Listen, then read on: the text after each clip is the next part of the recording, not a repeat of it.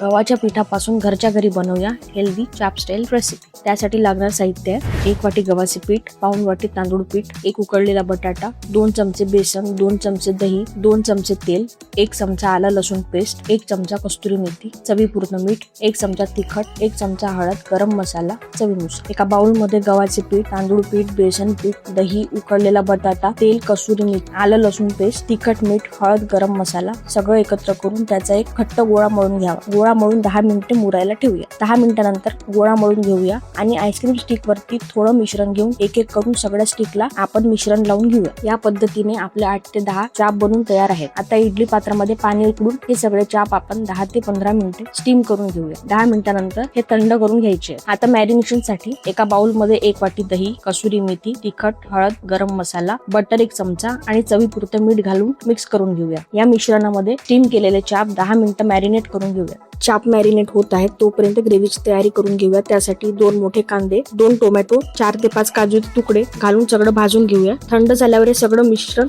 Mixer मध्ये वाटून घेऊया। एका पॅन मध्ये बटर घालून त्यावर स्टीम केलेले चाप शॅलो फ्राय करून घेऊया। सोनेरी रंग आला की काढून घेऊया। त्याच पॅन मध्ये बटर घालून आलं लसूण पेस्ट आणि तयार ग्रेव्हीची पेस्ट घालून परतून घेऊया। ग्रेव्हीचा रंग बदलला म्हणजे ग्रेव्ही रेडी आहे। आता प्लेट मध्ये सगळे चाप काढून घेऊया आणि तयार ग्रेव्ही त्यावर सगळीकडे पसरून घेऊया। वरून कसुरी मेथी घालून सर्व्ह करूया। तयार आहे आपल्या घरच्या साहित्यात गव्हाचे चाप, हेल्दी अँड रेस्टॉरंट स्टाईल। जर तुम्हाला ही रेसिपी आवडली असेल तर कमेंट करून नक्की सांगा आणि मराठी फ्लेवर्सला फॉलो करा।